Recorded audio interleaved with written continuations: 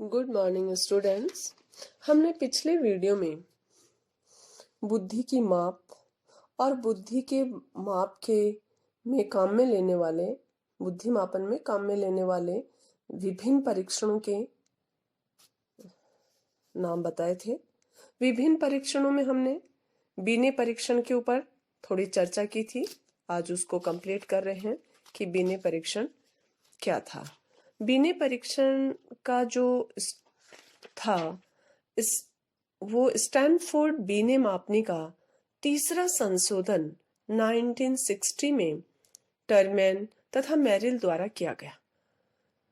इसके द्वारा 2 साल के बच्चे से लेकर 22 वर्ष 11 महीने तक के वयस्कों की बुद्धि मापने का दावा किया गया। इस परीक्षण में इस संशोधन परीक्षण के तुल्य फार्म के स्वरूप को बनाए रखा गया। इस संशोधन में 1937 के संशोधन के उत्तम आइटम्स को रखा गया तथा पुराने एवं अनुपयुक्त आइटम्स को हटा दिया गया। अधिकतर चिकित्सकों का मानना है कि 4 साल से 12 साल के बच्चों के लिए यह परीक्षण काफी प्रेरणादायक है। इस परीक्षण का चौथा संशोधन 1986 में किया गया। इस संशोधन में स्टैनफोर्ड बीने मापनी की और भी अधिक सर्वोत्कृष्टता बना दिया गया। स्टैनफोर्ड बीने मापनी का संशोधन 1960 में हुआ। प्रथम सेकंड है वो 1937 में हुआ। थर्ड है 1960 में हुआ। चौथा है वो 1986 में हुआ और पांचवा है वो 2003 में हुआ। इस संशोधन की कई विशेषताएं हैं। फर्स्ट है, इस परीक्षण में 15 सेक्शन हैं, जिनमें से 11 सेक्शन में वर्बल टेस्ट को रखा गया, जिसके माध्यम से quantitative reasoning, short term memory का मापन किया गया। वर्बल आइटम्स पर उतना अधिक बल पहले के संशोधन में नहीं दिया गया था। दूसरा है, पहली बार इस संशोधन में परीक्षण के विभिन्न सेक्शंस को बुद्धि के महत्वपूर्ण सिद्धांतों पर आधारित किया गया। इस संशोधन परीक्षण के थ्योरेटिकल मॉडल्स के 3 स्तर बनाए गए हैं। पहला लेवल पर स्पेयरमैन के जी कारक को रखा गया, जिसे सेकंड लेवल पर लाकर बहुत कुछ कैटल के सिद्धांत के अनुसार 3 भागों में बांटा गया। फर्स्ट है ठोस क्षमता, तरल या विश्लेषणात्मक क्षमता तथा लघुकालीन स्मृति। फिर तीसरे लेवल पर ठोस क्षमता को भी 2 भागों में बांटा गया, वर्बल रीजनिंग तथा क्वांटिटेटिव थिंकिंग। प्रत्येक ऐसे क्षमता को मापने के लिए परीक्षण के आइटम्स को एक विशेष ढंग से संबोधित किया गया। उसके बाद में थर्ड जो विशेषता है वो है, इस संशोधन परीक्षण में मेंटल एज के संप्रत्यय को हटा दिया गया और बुद्धि लब्धि के संप्रत्यय को एक नया संप्रत्यय यानी स्टैंडर्ड एज स्कोर या SAS द्वारा प्रतिस्थापित किया गया। SAS का निर्माण या स्टैंडर्ड एज स्कोर का निर्माण प्रत्येक उप परीक्षण पर व्यक्ति के निष्पादन की तुलना में उसी आयु समूह के व्यक्तियों के निष्पादन से करके की जाती है। जैसे यदि एक 8 साल का बालक अन्य 8 साल के बालकों की तुलना में उप परीक्षणों पर उत्तम निष्पादन प्राप्त करता है तो उसके SAS ऊंचा होगा, परंतु यदि अन्य 8 साल के बालकों की तुलना में उसका निष्पादन खराब होता है तो उसका SAS कम हो जाएगा।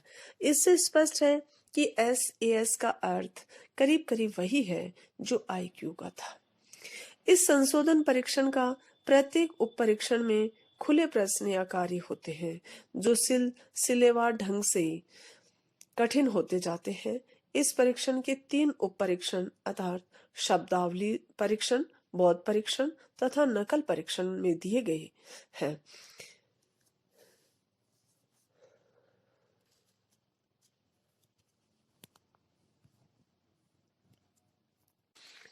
स्टैनफोर्ड बीने मापनी 1986 द्वारा 2 साल के बच्चों से लेकर 33 साल के वयस्कों तक की बुद्धि का मापन होता है। कम उम्र के बच्चों के 2 साल से 6 साल तक लिए 4-4 महीने का अंतराल देकर नॉर्म्स तैयार किए गए। 6 साल से 12 साल के बच्चों के लिए 6-6 महीनों का अंतराल देकर मानक तैयार किए गए। 12 से 18 साल के व्यक्तियों के लिए 1-1 साल के अंतराल देकर मानक तैयार किए गए। 18 साल से 23 साल के वयस्कों के लिए 5-5 साल का अंतराल देकर तथा 23 से 33 साल के वयस्कों के लिए 10 साल का अंतराल देकर मानक तैयार किया गया। छोटे बच्चों के लिए कम ही समय का अंतराल देकर मानक इसलिए तैयार किए गए हैं क्योंकि इस अवस्था में संज्ञानात्मक विकास तेजी से होता है। स्पष्टतः तब स्टैनफोर्ड बिने मापनी एक आयु मापनी है क्योंकि इसमें आयु स्तर के अनुकूल आइटम्स का ग्रुपिंग किया जाता है। सन 2003 में स्टैनफोर्ड बिने परीक्षण का नवीनतम संशोधन प्रकाशित हुआ। इसे SB5 कहा जाता है।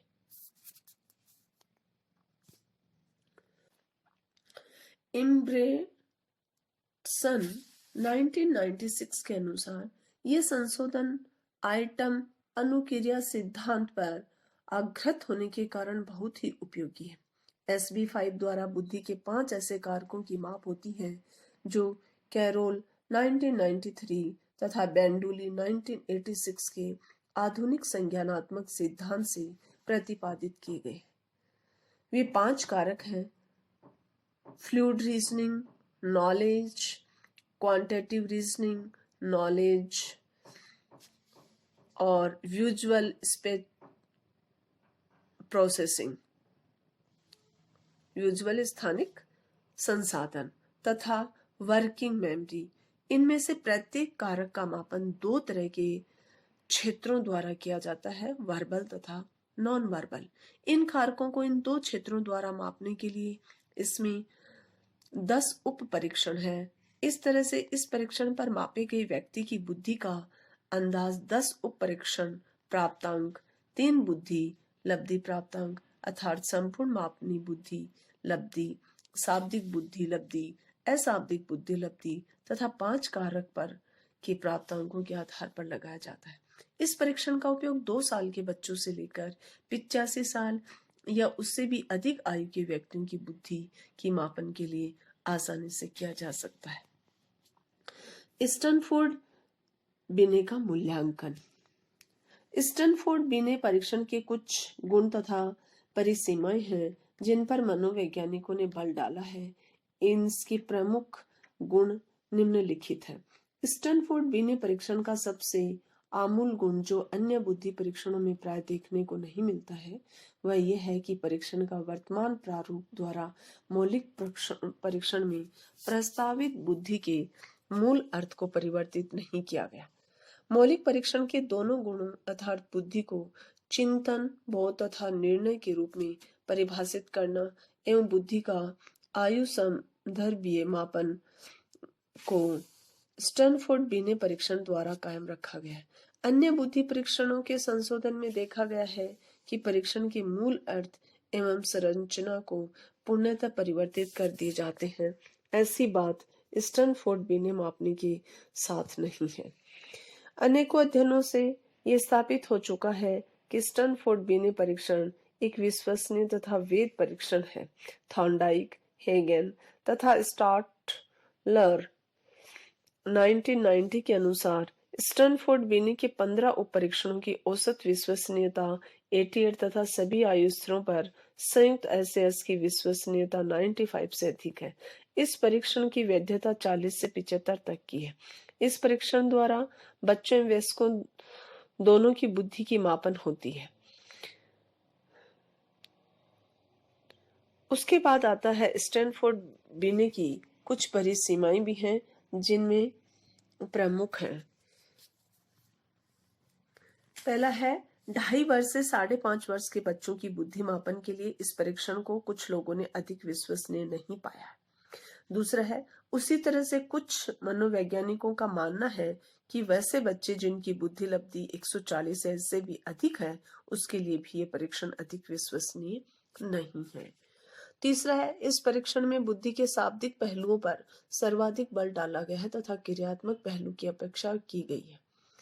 इन हल्के फुल्के परिसीमाओं के बावजूद स्टैनफोर्ड बीने मापनी की लोकप्रियता काफी अधिक है तथा मनोवैज्ञानिकों के बीच इस परीक्षण की लोक प्रसिद्धि अधिक है। बीने साइमन मापनी 1960 का भारतीय अनुकूलन भी एस के कुल श्रेष्ठ द्वारा किया गया है।